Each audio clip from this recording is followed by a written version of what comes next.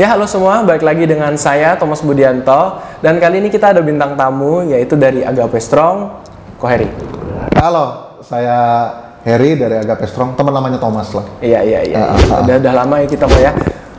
Jadi ini aku mau sharing kok, mau tanya-tanya. Ini aku mau, temanya terutama adalah kalau kita bisa ngasih tahu ke diri kita yang dulu nih, newbie kita nih. 10 tahun yang lalu, 15 tahun yang lalu.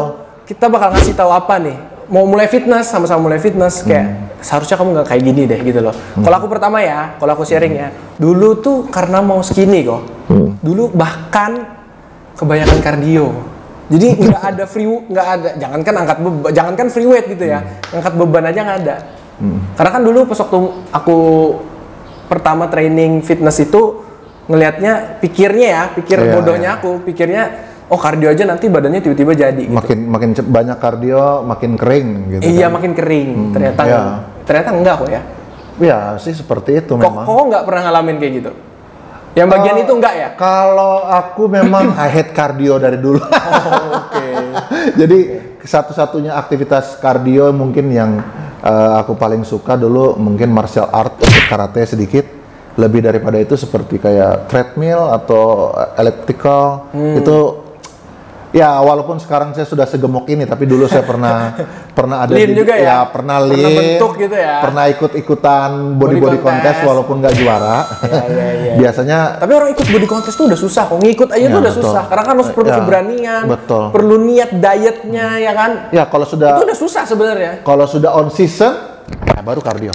Oh, oke. Baru kardio. Jadi kalau aku boleh ngomong ya, buat orang-orang yang mau badannya bagus, mau ngebentuk ya kan, tapi cuman sorry itu saya zumba terus atau cuman lari terus, bukan berarti salah ya. Bukan berarti salah, cuma habis itu treadmill terus, sepedaan terus, itu kayaknya nggak mungkin kok ya. Maksudnya kalau cewek badan gitar Spanyol atau cowok yang muscular itu nggak dapat kok. Nggak mungkin. Nggak mungkin. Memang kita ada bias informasi di Instagram atau di sosial media yang ini badannya berotot sekali. Wah, ini cewek leg-nya bagus, glutes-nya bagus. Tapi dia cuman aerobik atau dia cuman lakuin gerakan-gerakan kardio. Nggak mungkin. Itu kan hanya yang kita lihat di sosial media. Itu yang mereka kasih lihat aja. Betul, ya. Kita nggak lihat prosesnya mereka mungkin squat, hip thrust, kita nggak lihat. Iya, jadi sebenarnya kalau kalian mau badannya ngebentuk, tapi cuman kardio doang, sorry itu saya nggak bakal jadi. Kalau cuman mau kurus bisa? Oh ya, kalau cuma mau kurus bisa. Cuma nggak ada bentuknya gitu kan. Ya. Karena tapi kita nggak bisa judge juga. Ada beberapa teman-teman mungkin yang perempuan, wanita begitu memang yang aku nggak mau yang terlalu bentuk, aku yang penting kurus, yang penting skinny, yang penting aku pakai baju looks good. Ya udah silakan lakukan aktivitas seperti zumba dan kardio yang lainnya sangat baik, nggak ada masalah dengan itu sih. Gitu ya. Tapi bukan salah, itu nggak salah. Cuman kalau tujuannya ada bentuknya, ada volumenya yang nggak dapat gitu ya. Ya bentuk kan, ya maksudnya yang kayak Thomas bilang kan bentuk ini kan artinya yang bikin bentuk itu kan otot kan. Benar. Yang bikin perempuan atau laki-laki in shape gitu ya? Itu kan otot kan. Iya, itu kan otot. Jadi kalau memang mau punya bentuk pantat yang lebih berisi misalnya, mau punya bentuk bahu yang lebih bagus di saat pakai baju mungkin yang kainnya silky begitu, so bahunya kelihatan lebih bagus, ya memang pilihannya memang harus strength training sih sebenarnya. Nggak ada pilihan lain gitu tuh loh.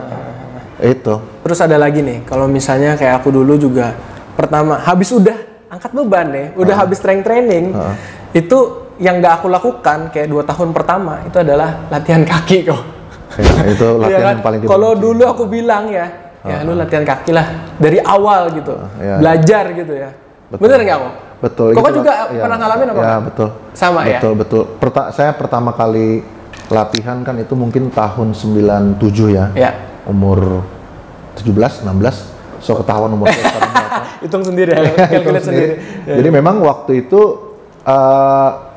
kita kan laki-laki show muscle-nya kan chest kan? Iya, toples lah ya. Iya, chest. Bahu, jadi bicep and tricep. Abs, gitu. Jadi mungkin hampir setiap hari zaman dulu tahun 97 gym belum banyak di Banjarmasin. Jadi equipment untuk latihan kaki pun hampir nggak ada. Iya, benar.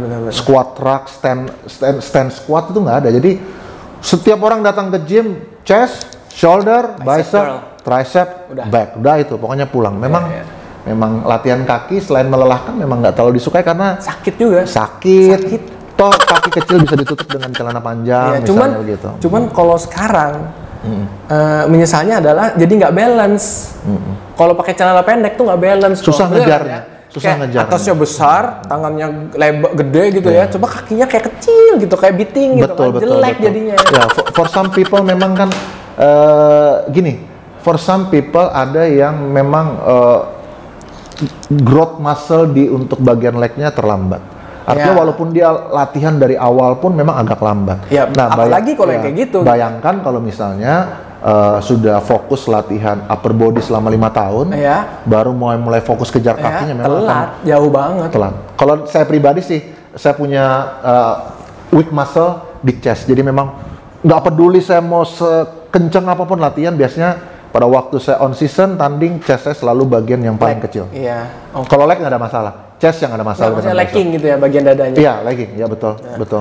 Iya, jadi kalau aku sendiri sih termasuk yang leg itu nggak terlalu strong point gitu loh. Jadi lumayan telat gitu loh. Udah latihannya telat, genetiknya bukan di situ. Betul. Ya jadinya kalau pakai celana pendek tuh agak kurang gitu loh.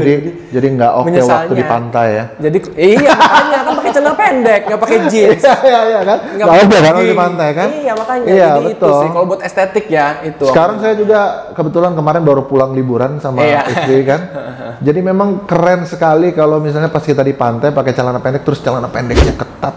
Iya benar. Kalau zaman dulu kan kita lebih suka kalau kaosnya bagian tangan yang ketat kan. Sekarang trennya ada geser. Sekarang kita sudah pakai baju yang longgar-longgar. Gimana caranya kalau pakai celananya yang ketat? Itu lebih seksi. Dan juga lagi pula kan kalau misalnya kita latihan kaki itu kan lebih berat, otomatis kan natural testosteron kita naik kan kok. Terutama kalau free weight kan. Betul. Jadi bahkan gedein kaki itu gedein semua. Bener ya kok? Ya. Jadi gini sih. Soal memang ada penelitian yang bilang bahwa deadlift and squat itu boosting our testosterone. Ada lagi yang bilang bahwa ini belum valid penelitiannya. Tapi katakan itu valid. Memang betul yang tadi seperti Thomas bilang, dengan kita latihan squat atau deadlift, dua jenis latihan ini kan king and queen exercise kan? Iya, dan itu yang nggak aku lakuin di tahun awal. King and queen exercise. Jadi sedih banget. Kenapa orang yang suka latihan squat dan deadlift cenderung terlihat cepat lebih besar? Karena pada waktu dia squat sama deadlift, dia sebenarnya bukan hanya ngelatih kakinya. Dia ngelatih whole body sebenarnya. Itu yang akhirnya ada satu penelitian menyimpulkan bahwa dengan latihan dua jenis ini testosteronnya naik. Walaupun itu sebenarnya belum valid penelitiannya. Cuman kita pakai logika aja deh. Kalau misalnya kita bangun rumah, yang paling lama dan fondasi. Fondasi. Ya sama kan kayak badan kita. Fondasinya kan di kaki ya. Bener kan, kita kan berpijak ngapain aja, duduk juga di kaki kan. Jadi kalau kita kakinya kuat, otomatis atasnya make sense gitu loh. Make sense kayak kita bangun apapun, fondasinya harus kuat gitu loh. In fact 50% dari badan kita adalah otot kaki. Iya makanya. Ya itu fact gitu 50% emangnya. Dan kan kita hidup bukan hanya sekedar latihan di gym. Di gym berapa persen dari waktu kita dalam 24 jam? Kan? Dari kegiatan kita dalam sehari-hari, ada gerakan yang namanya mendorong, menarik, mengangkat. Semua itu bermula dari otot kaki. Itu yang kita nggak sadari. Kita jalan ke kantor, kita naik tangga. Buat Thomas yang sekarang puji Tuhan sudah punya anak, gendong anak. Bayangkan kalau misalnya badan kamu kuat tapi kakinya nggak kuat kan seperti itu. Jadi memang latihan otot kaki bukan hanya sekedar untuk estetik, tapi visi kita untuk fungsional, untuk fungsi hidup, fungsi gerak sehari-hari kita. Dan memang harus mulai biasakan dari muda, jangan sampai nanti pada waktu usia kita nambah, kemampuan bergerak kita berkurang, makin malas untuk latihan kaki, dan ya itu makin not good lah. Karena kalau otot kaki makin lemah, kemungkinan untuk nanti pada waktu kita usia bertambah untuk jatuh, kepleset, patah dan lain-lain jadi makin besar. Kalau Koko sendiri ada nggak menurut Koko yang Koko bisa ngasih tahu diri Koko yang dulu nih? Apa yang bakal Koko kasih tahu yang lu harusnya nggak gini deh? Gitu. Ada dua. Apaan? Ada dua. Sharing nih. Ini kan pengalaman pribadi kok kan. Jadi hal pertama mungkin kalau aku bisa kembali ke Harry yang 15 tahun atau 20 tahun yang lalu waktu aku baru mulai pertama latihan, yang paling penting dan mungkin ini pesan aku bisa sharing ke teman-teman juga. Don't be a toxic person at the gym. Oh, oke. Ke bagian mental health nih tiba-tiba ya. Bukan ke training, bukan ke apa ya. Gimana? Itu dulu. Coba kita nih gampang banget dulu untuk judge orang yang baru masuk. Oke. I don't know orang lain ya. Tapi untuk karakter seperti aku misalnya sudah mulai lebih dulu waktu lihat orang masuk dia too skinny, too fat. Aduh, ini apaan sih? Iya. Atau misalnya dia nggak kayak tipikal orang yang nge-gym gitu ya contohnya. Ya, jadi pada waktu orang misalnya baru memulai dia squatnya squat apaan nih? Oke, gerakannya gimana gitu. Atau lat pull down begini-begini ya, contohnya. Ngerti. Saya nggak tahu culture gymnya Thomas waktu dulu ya. Tapi memang culture itu semua orang ada yang kayak gitu. Culture gymnya saya dulu, teman-teman saya itu dulu terlalu mudah untuk merendahkan orang lain, bikin orang lain mentalnya jadi down untuk datang ke gym. Seharusnya gym harus jadi tempat yang sehat secara fisik dan mental. Kita datang ke gym bukan hanya sekedar sehat secara fisik, tapi harus jadi environment yang sehat juga secara mental, supaya orang yang mungkin aja kita nggak pernah tahu loh. Ada mungkin orang yang gemuk misalnya, maaf sekali lagi bukan saya gemuk juga, jadi ada mungkin orang yang gemuk datang latihan, mungkin aja dia sudah di lingkungannya di rumah sudah dibully habis-habisan, di sekolah sudah dibully habis-habisan, kamu gemuk, kamu jelek, sampai di gym gitu ya. Aku mau start hidup sehat supaya punya bentuk badan yang lebih baik. Ternyata lingkungan gym tidak jadi lingkungan yang sama-sama toksik gitu ya. Toksik sekali. Itu kalau aku bisa kembali ke 15 tahun dan 20 tahun yang lalu, mungkin aku akan ngomong ke Harry yang dulu dan teman-temannya Harry yang dulu. Ya nggak usah. Be better, jangan seperti itu. Ya be better, benar sih. Kuatkan orang lain. Karena kita semua mulai dari nothing, kok. Semua kita mulai dari nggak apa-apa. Kita sekarang squat deadliftnya bagus, semua mulai dari cupu semua. Itu mungkin hal yang pertama. Hal yang kedua, put attention to rest day. Karena aku dulu latihan seminggu 7 hari. 7 hari. No off day ya? No rest day. Dibilang rest day just for weak person. Rest day for weak person. Jadi aku selalu kalau rest day kita buat besinya istirahat gitu ngomongnya. Apa namanya? No pain no gain. Kalau sekarang prinsipku ada sekarang no pain still gain kan? Kenapa harus pain kan cedera sebenarnya? Iya, pain nggak usah ya. Kalau bisa gain aja terus ya. Terus gain aja kan. Jadi waktu dulu memang hal yang kalau aku bisa kembali ke Harry yang 15-20 tahun yang lalu waktu aku baru memulai latihan, hal yang kedua yang aku mau sampaikan adalah put attention to your rest day. Iya, benar. Kita dulu terlalu bersemangat kok ya. Terlalu semangat. Terlalu menggebu-gebu. Pikirnya sebulan jadi nih. Badan akan makin bagus dengan makin banyaknya latihan. Padahal perhatian kita terhadap latihan dengan istirahat harus sama pentingnya, sama tingginya nilainya. Ya, tapi aku juga dulu kayak harus sampai maksa sih kok. Wah, ini harus stop nih, harus stop. Nggak boleh ngapa-ngapain. Istirahat paling jogging gitu atau paling jalan gitu kan. Itu aku udah. Tapi udah berapa tahun sih? Nggak bisa dulu. Itu udah berapa tahun? Nggak bisa, begitu aku di rumah gatal gitu kalau nggak pergi ke gym stres.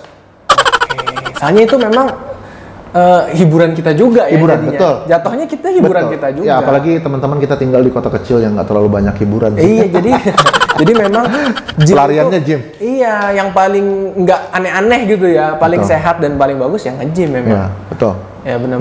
Thank you. Jadi itu tadi beberapa sharing-sharing kita ya. Kalau kita bisa ngasih tahu ke yang kita baru mulai, newbie kita lah istilahnya, atau buat kalian-kalian yang baru mulai, nah itu ada beberapa hal yang perlu kalian perhatikan. Ya, kita kasih tahu juga. Oke, sampai sini dulu deh kayaknya.